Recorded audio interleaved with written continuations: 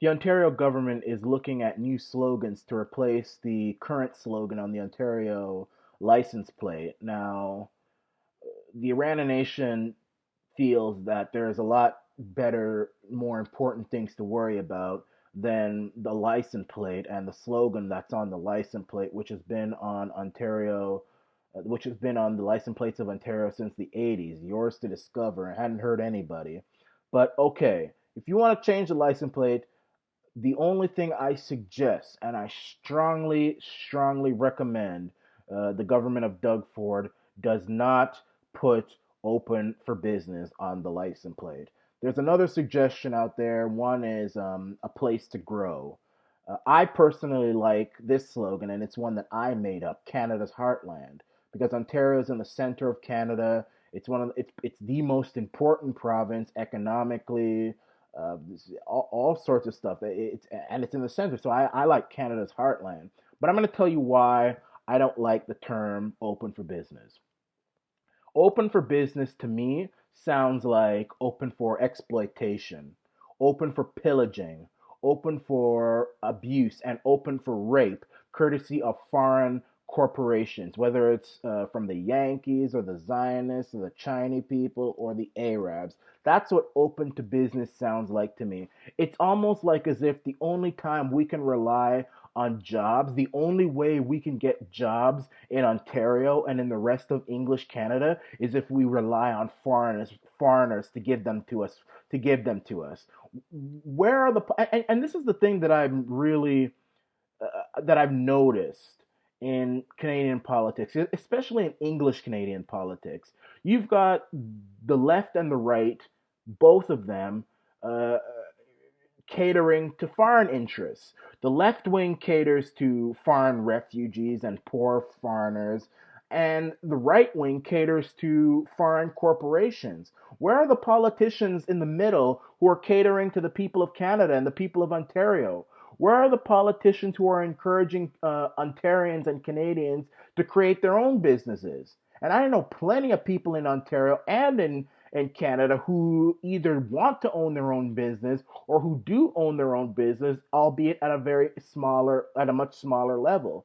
Like a lot of my friends, for example, the people who I hang out with are aggressive, self starters, independent individuals. I know one guy, he's opened his own electronics business. And it's like, who is catering to people like him to encourage his business to grow and create more jobs? Why is it that we only rely on foreigners to give us jobs? And this is something that other countries don't do. I mean, look at America. First of all, when's the last time you heard about a Canadian company, a truly Canadian company, starting from nothing and then expanding and growing, and it's all over the news, CNBC, BNN, Fox Business, Bloomberg, it's all over the business newspapers, and everybody's talking about it, and it's a global company, and it started from a Canadian in Canada. You hear that a lot in America. I mean, look at Silicon Valley, look at Facebook, look at the Twitter, look at Tinder, look at Snapchat. Even down in New York City, you got all these investors and hedge fund managers. You hear about this stuff happening in America all the time. Kevin O'Leary, he went down to America to get his fortune because he knew it'd be harder to get it in Canada because there's nobody in Canada who is trying to cater to actual Canadians of every race, color, and creed who want to open their own business and expand themselves and be independent from the globalist economy. Nobody's fighting for them. So that's why I hate the term open for business. And now, that's not to say that I'm against businesses coming to Canada and creating jobs and all that stuff. I'm not against that whatsoever. I am not against that. In no way, no how. But I feel that our politicians need to fight just as much, if not harder, for people within this country to encourage them instead of just continuing the economic cycle of 9 to 5 work, but to encourage them to open their own business and create their own jobs for their own people. That's what I think we should be fighting for, just as much, if not harder, than the easy way of just encouraging foreign businesses to come and give us jobs for us. And something that I've noticed too, these foreign businesses and these foreign like investors, uh, many of them don't create jobs for true Canadians. I'll tell you what they do, and I've noticed this more in the GTA, especially in the suburbs just outside of Toronto. But what happens is that you got these rich people from foreign places who they really don't have an interest in Canada. They just kind of want to use Canada. It's just kind of their go. It's their second home, basically. It's not their permanent patriotic residence. They don't give a damn. They just kind of want to use it for to make a quick buck. And this is a big habit in the real estate community. They'll have a business here, and you know what they'll do? They'll hire their own people. They'll hire their own family members.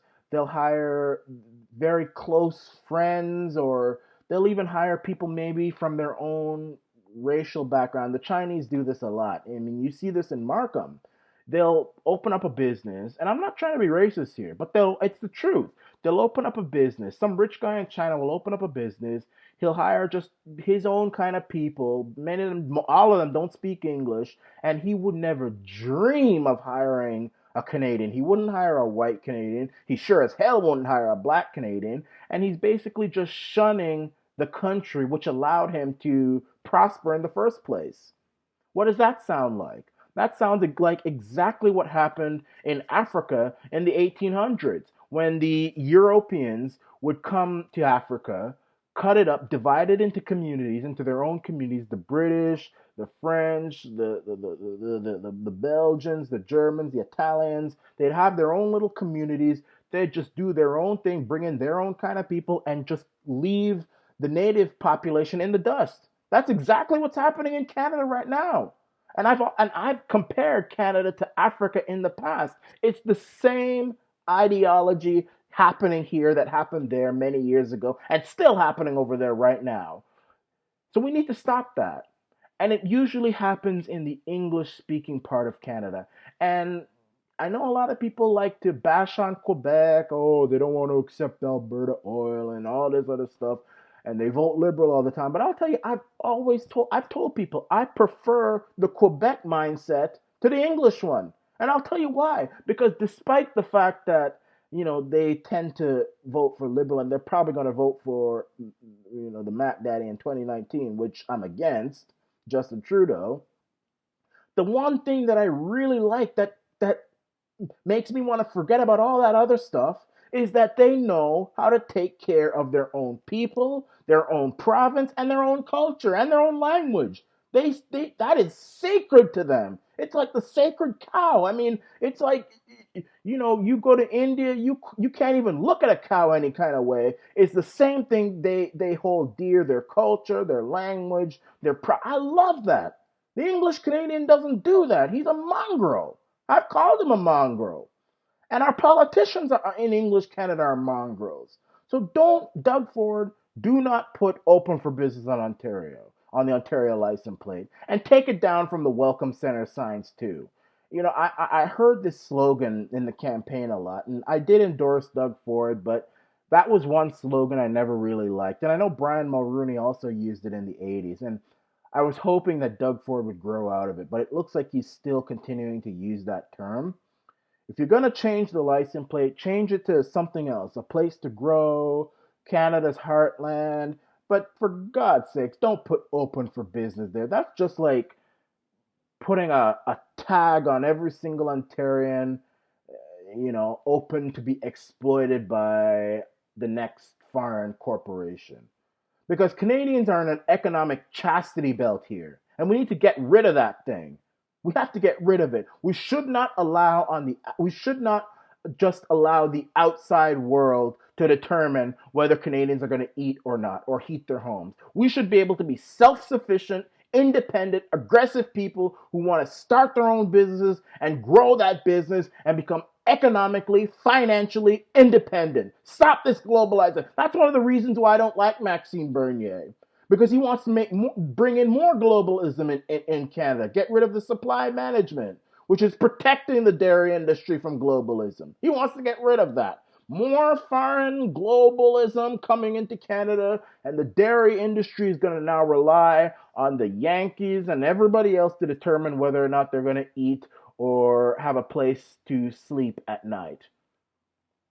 It's just so sad to me. And there's reports coming out that more and more Canadians are drowning in debt. I mean, these farm uh, landlords ain't even paying us. All Canadians do is get up, get stuck in traffic, go to work, do some job they really don't like, get paid very little, go back home, stuck in traffic again, eat some processed GMO crap and drink some fluoridated water. Maybe watch a little Dancing with the Stars on television.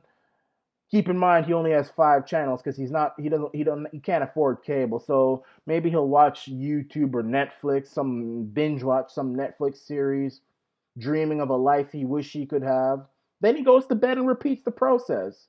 Canadians are in an economic chastity belt and we need to get rid of it. This is the Arana Nation.